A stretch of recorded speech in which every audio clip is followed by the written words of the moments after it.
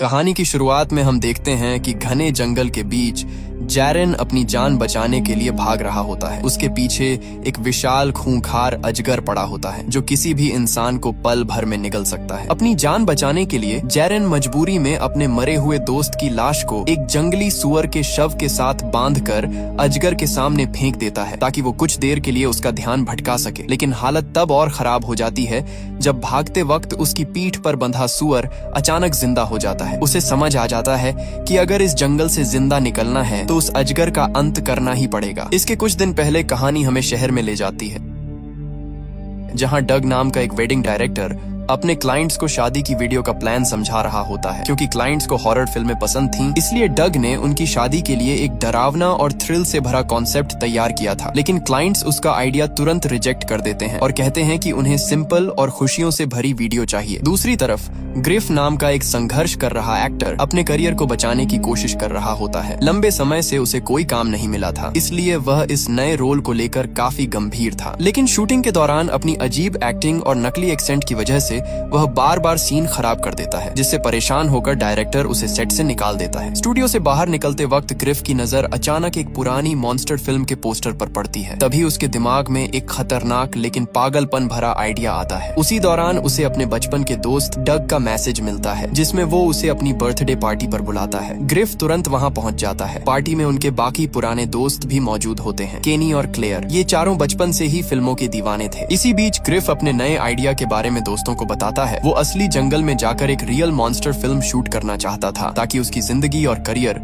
दोनों बदल जाएं। पहले तो सबको उसका आइडिया मजाक लगता है, लेकिन धीरे धीरे सभी इस एडवेंचर के लिए तैयार हो जाते हैं। उस रात डग घर लौटता है तो देखता है कि उसका बेटा उन्हीं की पुरानी बनाई हुई फिल्में देख रहा है। ये देखकर उसके अंदर दबी हुई पुरानी भावनाएं फिर जाग उठती हैं। वह उसी रात गाड़ी उठाकर सीधे ग्रिफ के घर पहुंच जाता है और कहता है कि अब वो इंतजार नहीं करेगा, वो इस फिल्म को जरूर बनाएगा। इसके बाद चारों दोस्त पूरी मेहनत के साथ फिल्म की तैयारी में जुट जाते हैं। उनका प्लान था कि वे 3 हफ्तों के लिए अमेजन के खतरनाक जंगलों में जाकर शूटिंग करेंगे। इसके लिए उन्हें एक नाव चाहिए थी, कैमरे चाहिए थे और सबसे मुश्किल काम था एक असली अजगर ढूंढना जो ज्यादा खतरनाक न हो। लेकिन जब उन्होंने खर्चा जोड़ा तो बजट लगभग $25 लाख तक पहुंच गया, जबकि बैंक से उन्हें छोटा सा लोन मिला। पैसों की समस्या के बावजूद डग लगातार 1 हफ्ते तक जाग जाग कर स्क्रिप्ट लिखता रहता है। जब बाकी दोस्त उसकी स्क्रिप्ट पढ़ते हैं तो वे हैरान रह जाते हैं। सभी डग की तारीफ करते नहीं थकते और कहते हैं कि ये उनकी जिंदगी की सबसे बेहतरीन कहानी हो सकती है। अमेजन की खतरनाक यात्रा पर निकलने से पहले डग का बेटा उसे एक खास तोहफा देता है। इसके बाद लगभग 6 घंटे की लंबी यात्रा तय करके चारों दोस्त आखिरकार ब्राजील पहुंच जाते हैं, जहां उनका असली एडवेंचर शुरू होने वाला था। ब्राजील पहुंचते ही केनी उन्हें एक स्थानीय सांप पकड़ने वाले आदमी कार्लोस से मिलवाता है। कार्लोस वही शख्स था जिसके पास वो विशाल अजगर मौजूद था जिसकी उन्हें फिल्म के लिए जरूरत थी। कार्लोस उन्हें अपनी पुरानी जीप तक ले जाता है और रास्ते भर उस अजगर की कहानी सुनाता रहता है। वह बताता है कि कई साल पहले इलाके में गोल्ड माइनिंग का काम चल रहा था और खदानों से निकलने वाला जहरीला पानी नदी में छोड़ा जा रहा था। उसी जहरीले पानी की वजह से ये अजगर मरने की हालत में पहुंच गया था। कार्लोस ने बड़ी मुश्किल से उसकी जान बचाई और धीरे धीरे उसे ठीक किया। लेकिन समय के साथ यही अजगर कार्लोस के लिए पैसे कमाने का जरिया भी बन गया। कुछ देर बाद कार्लोस सबको उस अजगर से मिलवाता है। जैसे ही वह लकड़ी का बड़ा बॉक्स खोलता है, अंदर मौजूद विशाल सांप को देखकर सभी की हालत खराब हो जाती है। ग्रिफ तो डर के मारे पीछे हट जाता है। तभी कार्लोस एक और डरावनी बात बताता है। वह कहता है कि जंगल में इस सांप से भी 5 गुना बड़े अजगर मौजूद हैं। अगर कभी उनका सामना उन राक्षसी सांपों से हो जाए तो लड़ने की कोशिश मत करना, क्योंकि एक बार अजगर अपने शिकार को लपेट ले तो कुछ ही सेकंड में उसकी सांसें बंद हो जाती हैं। कार्लोस की बातें सुनकर सभी दोस्तों के चेहरे का रंग उड़ जाता है, लेकिन अब उनके पास पीछे हटने का मौका नहीं था। उसी समय शहर के एक छोटे से बार में एक रहस्यमयी महिला भागती हुई अंदर आती है। उसके पीछे 2 खतरनाक आदमी पड़े होते हैं। वह बड़ी चालाकी से लोगों की भीड़ का फायदा उठाकर उनसे छिप जाती है। तभी उसकी नजर काउंटर पर रखी एक नाव की चाबी पर पड़ती है। मौका देखकर वह चुपके से चाबी उठा लेती है और तुरंत वहां से निकल जाती है। दूसरी तरफ कार्लोस सबको लेकर एक टूरिस्ट बोट पर पहुंचता है। वह अजगर वाले बड़े बॉक्स को जहाज के नीचे बने कार्गो हिस्से में रख देता है, लेकिन किसी का ध्यान इस बात पर नहीं जाता कि बॉक्स नीचे रखते वक्त उसका ढक्कन थोड़ा सा खुल गया था, यानी वो खतरनाक अजगर अब पूरी तरह बंद नहीं था। तभी वहाँ एक रहस्यमयी लड़की आती है जो खुद को अन्ना बताती है। अन्ना कहती है कि वह जहाज के कप्तान की बेटी है और उसके पिता का एक्सीडेंट हो गया है, इसलिए अब वो यात्रा पर नहीं जा पाएंगे। वह उन्हें पैसे वापस करने की बात करती है और कहती है कि वे कोई दूसरी नाव ढूंढ लें। लेकिन समस्या ये थी कि उस इलाके की बाकी सभी नावें पहले से बुक थीं। ऐसे में उनके पास कोई दूसरा रास्ता नहीं बचता। डग और बाकी दोस्त अन्ना से कोई और उपाय पूछ ही रहे होते हैं कि तभी अन्ना की नजर दूर खड़े उन दो खतरनाक आदमियों पर पड़ती है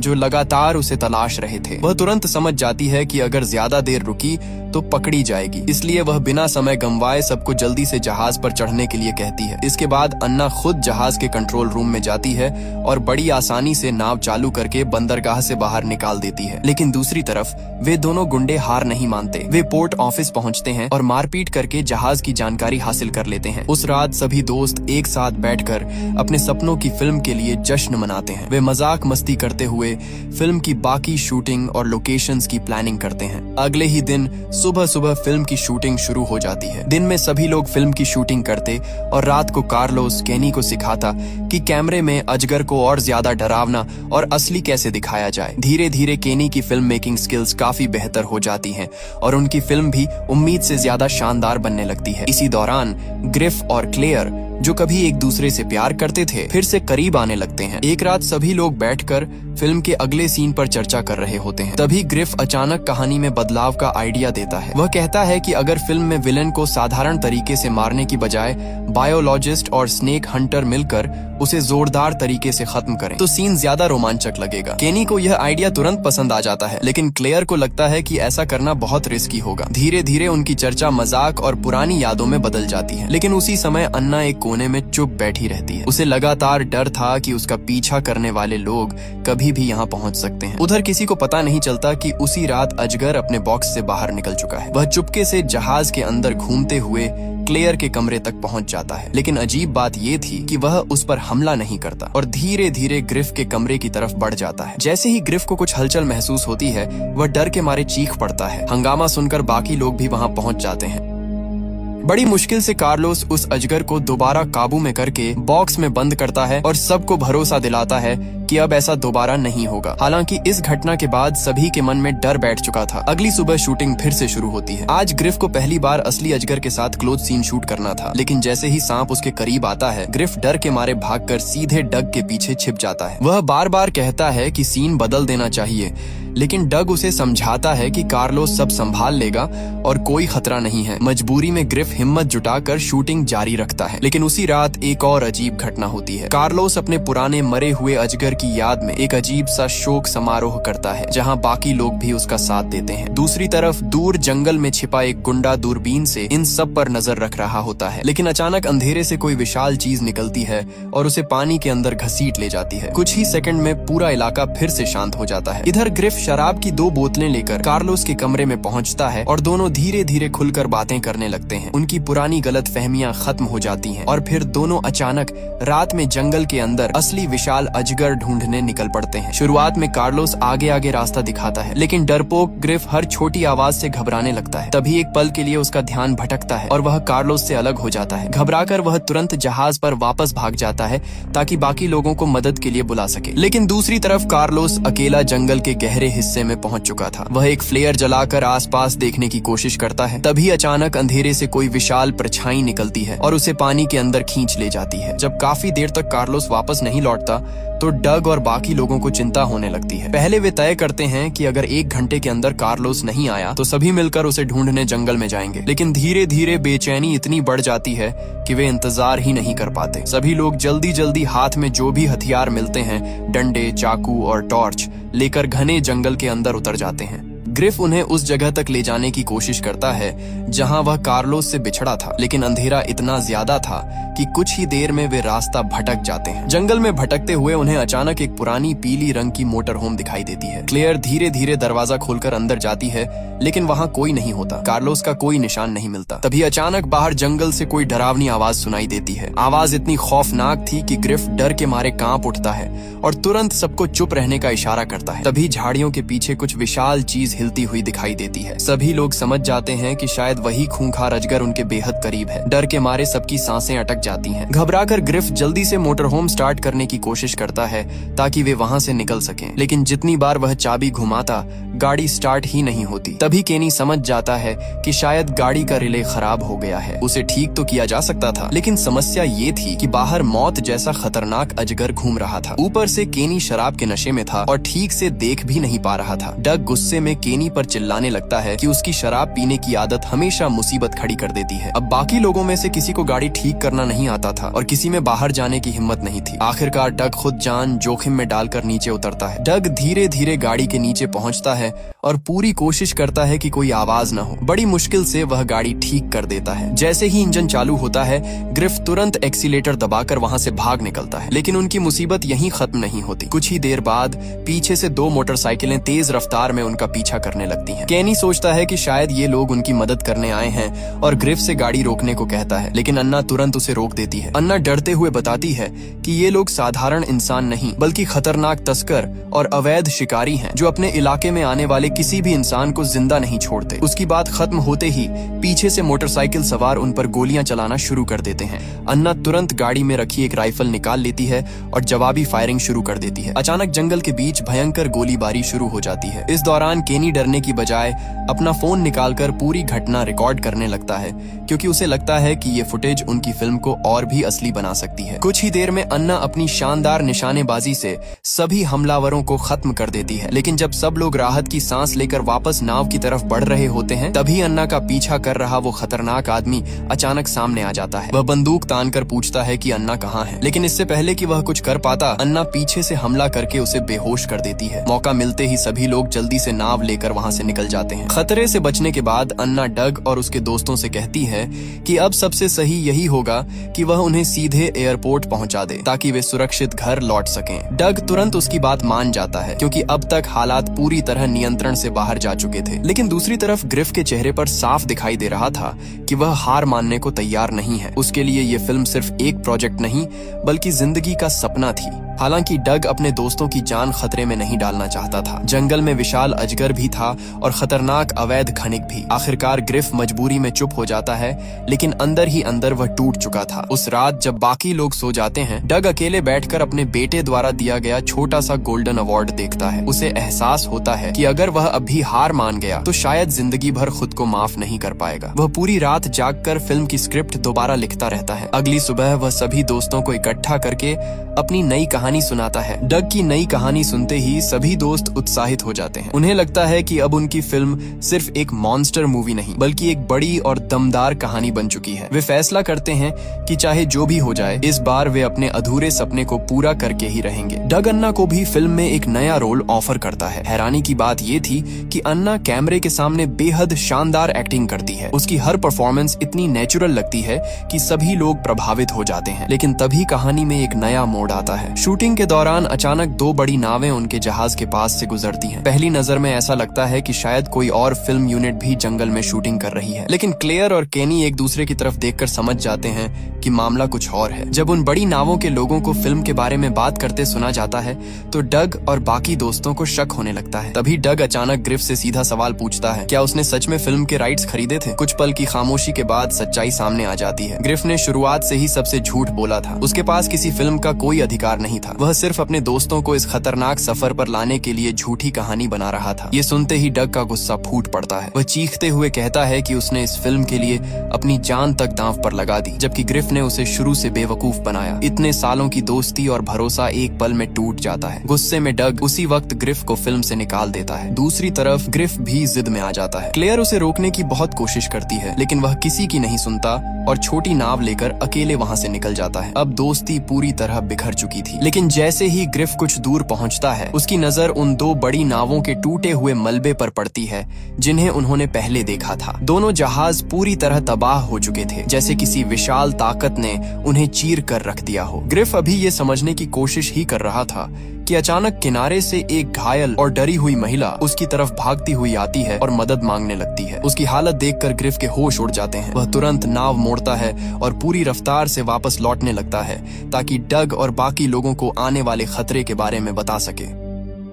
उधर दूसरी तरफ डग और बाकी लोग अब भी अनजान थे कि मौत उनकी तरफ बढ़ रही है। डग एक खूबसूरत जगह देखकर वहां कुछ सीन शूट करने का फैसला करता है, लेकिन क्लेयर कहती है कि पहले ग्रिफ को ढूंढना जरूरी है। दोनों के बीच बहस चल ही रही होती है कि अचानक अन्ना बंदूक निकालकर सब पर तान देती है। वह उन्हें जबरदस्ती नाव से नीचे उतरने का आदेश देती है। सभी लोग हैरान रह जाते हैं क्योंकि जिस अन्ना पर उन्होंने भरोसा किया था वही अब उनके खिलाफ खड़ी थी। जब ग्रिफ वापस जहाज पर पहुंचता है तो वहां कोई नहीं होता। पूरी नाव खाली पड़ी थी, सिर्फ एक छोटी बोट किनारे लगी थी जिसमें एक राइफल रखी हुई थी। वहीं दूसरी तरफ अन्ना डग, केनी और क्लेयर को जंगल के अंदर बनी एक झोपड़ी तक ले जाती है। वहाँ वह उन्हें पानी के अंदर छिपे बैग निकालने को कहती है। जैसे ही डग बैग खोलता है उसके अंदर चमकता हुआ सोना देखकर सब दंग रह जाते हैं। अब सच सामने आता है कि अन्ना सिर्फ नाव चलाने वाली लड़की नहीं बल्कि अवैध सोने की तस्करी करने वाले गिरोह का हिस्सा थी। धोखे से भड़का डग गुस्से में सोने से भरा एक बैग वापस पानी में फेंक देता है। तभी अचानक वही खतरनाक आदमी वहां पहुंच जाता है जो पहले से अन्ना का पीछा कर रहा था। वह बंदूक तानकर अन्ना को हथियार नीचे रखने को कहता है, लेकिन फिर वह खुद को सरकारी एजेंट बताता है। उसका कहना था कि वह सरकार की तरफ से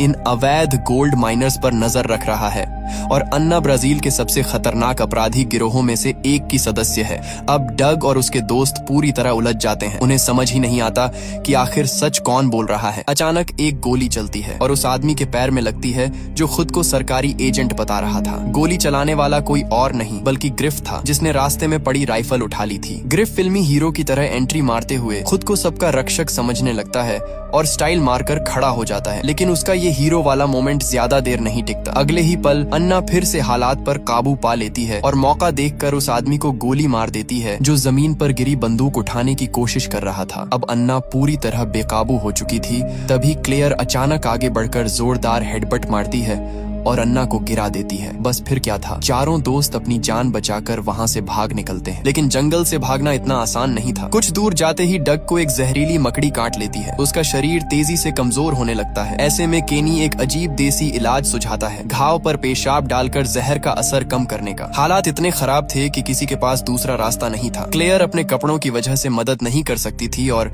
ग्रिफ कई दिनों से पानी की कमी की वजह से खुद बुरी हालत में था। आखिरकार ये शर्मनाक जिम्मेदारी केनी को निभानी पड़ती है। बड़ी मुश्किल से वे डग की हालत थोड़ी संभाल पाते हैं, लेकिन सभी समझ चुके थे कि उसकी जान अभी भी खतरे में है। इसी दौरान डग टूटे हुए दिल से ग्रिफ से माफी मांगता है। वह स्वीकार करता है कि सालों पहले उसे ग्रिफ को अपने साथ लॉस एंजलिस ले जाना चाहिए था। दूसरी तरफ ग्रिफ भी रोते हुए मानता है कि फिल्म के राइट्स को लेकर उसने सबसे झूठ बोला और अपने दोस्तों का भरोसा तोड़ा। इतने सालों की नाराजगी और दर्द आखिरकार बाहर आने लगता है, लेकिन क्लेयर समझ जाती है कि अगर वे वहीं रुके रहे तो कोई भी जिंदा नहीं बचेगा। इसलिए वह जबरदस्ती सबको आगे बढ़ने पर मजबूर करती है। काफी देर तक भटकने के बाद वे लोग एक ऊंची जगह पर पहुंचते हैं जहां से जंगल का थोड़ा साफ नजारा दिखाई देता है। केनी दूरबीन निकालकर सुरक्षित रास्ता ढूंढने की कोशिश करता है। तभी आसपास झाड़ियों में कुछ अजीब आवाजें सुनाई देने लगती हैं। डरते हुए ग्रिफ आगे बढ़कर देखता है और जो नजारा उसके सामने आता है उसे देखकर उसके होश उड़ जाते हैं। वहाँ कई जानवरों की सड़ी हुई लाशें पड़ी थीं, जिनमें एक मरा हुआ जंगली सुअर भी था। सभी समझ जाते हैं कि ये विशाल अजगर का खाना जमा करने का ठिकाना है। अब उनके पास बचने का सिर्फ एक ही रास्ता था, किसी तरह अजगर का ध्यान भटकाना। मजबूरी में वे डग के बेहोश शरीर और मरे हुए सुअर को चारे की तरह इस्तेमाल करने का फैसला करते हैं। जैसे ही केनी सब सेट करता है,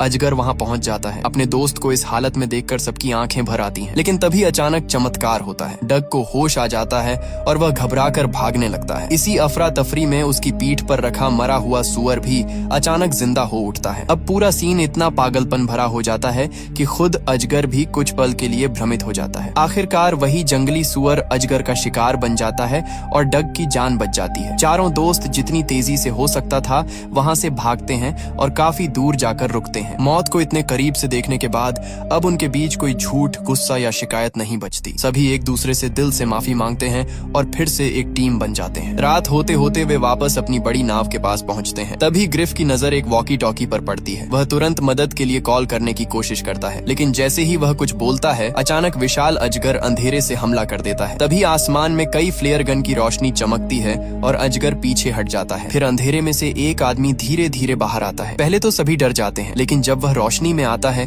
तो वे हैरान रह जाते हैं। वो कोई और नहीं बल्कि पुरानी एनाकोंडा फिल्मों का मशहूर अभिनेता आइस क्यूब होता है। आइस क्यूब उन्हें जंगल के अंदर एक सुरक्षित जगह पर ले जाता है। वहाँ पहुँचते ही डग तुरंत उससे पूछता है कि उनकी फिल्म के स्क्रिप्ट में विशाल अजगर को कैसे मारा जाना था, लेकिन जवाब सुनकर सभी हैरान रह जाते हैं। एस बताता है कि फिल्म का लेखक अभी तक उस हिस्से की स्क्रिप्ट पूरी ही नहीं कर पाया था, यानी जिस प्लान के भरोसे वे अपनी जान बचाने की उम्मीद लगाए बैठे थे वो कभी लिखा ही नहीं गया था। तभी एस को अचानक याद आता है कि डायरेक्टर ने जंगल में कई जगह बड़े बड़े विस्फोटक और आतिशबाजी वाले ट्रैप लगवाए थे ताकि इमरजेंसी में उनका इस्तेमाल किया जा सके। हालांकि किसी को नहीं पता था कि उन्हें चालू कैसे करना है। तभी केनी, जो अब तक नशे से पूरी तरह बाहर आ चुका था, कहता है कि उसे सिस्टम समझ आ गया है और वह इन्हें एक्टिव कर सकता है। इसके बाद एस अपने बाकी साथियों को बचाने के लिए अकेले जंगल में वापस जाने का फैसला करता है। जाने से पहले वह सबके साथ एक फोटो खिंचवाता है, जैसे उसे पहले से एहसास हो कि शायद वह वापस ना लौटे। उसके जाते ही डग और बाकी दोस्त तुरंत एक आखिरी प्लान बनाते हैं। केनी को लाइट और धमाकों का कंट्रोल संभालना था, क्लेयर को जनरेटर चालू करना था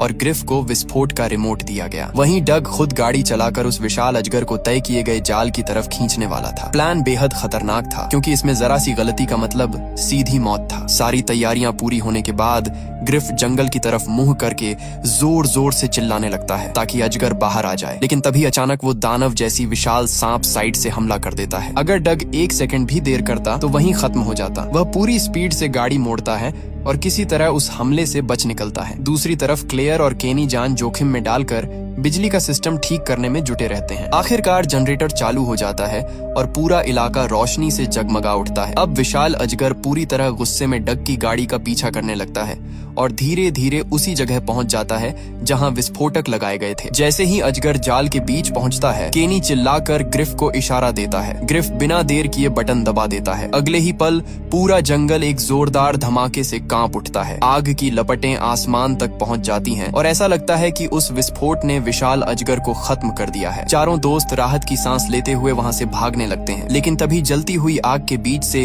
वो विशाल अजगर फिर से बाहर निकल आता है। उसका शरीर बुरी तरह झुलस चुका था, लेकिन वह अब भी जिंदा था। ये देखकर सभी के चेहरे पर मौत का डर साफ दिखाई देने लगता है। उन्हें समझ आ जाता है कि अब बचना लगभग नामुमकिन है। तभी ग्रिफ की नजर पास पड़े एक तेल के ड्रम पर जाती है। अचानक उसे अपने बचपन के दिन याद आते हैं जब वह फिल्मों के हीरो बनने के सपने देखा करता था। वह धीरे धीरे अपनी बंदूक निकालता है, निशाना साधता है और पूरी हिम्मत के साथ गोली चला देता है। गोली सीधे तेल के ड्रम में लगती है और अगले ही पल एक और भयानक धमाका होता है। इस बार आग की लपटें उस विशाल अजगर को पूरी तरह निगल जाती हैं। आखिरकार वो मौत का दानव खत्म हो जाता है। चारों दोस्त मौत के मुंह से जिंदा बाहर निकल आते हैं। कहानी के आखिर में डग और उसके दोस्तों की फिल्म रिलीज होती है और लोगों को बेहद पसंद आती है। उनकी फिल्म हिट हो जाती है और चारों दोस्तों का बचपन का सपना आखिरकार पूरा हो जाता है। कुछ दिनों बाद पुरानी एनाकोंडा फिल्म की स्टार जेनिफर लोपेज डग से मिलने आती हैं। वह बताती हैं कि उन्हें डग की डायरेक्शन बहुत पसंद आई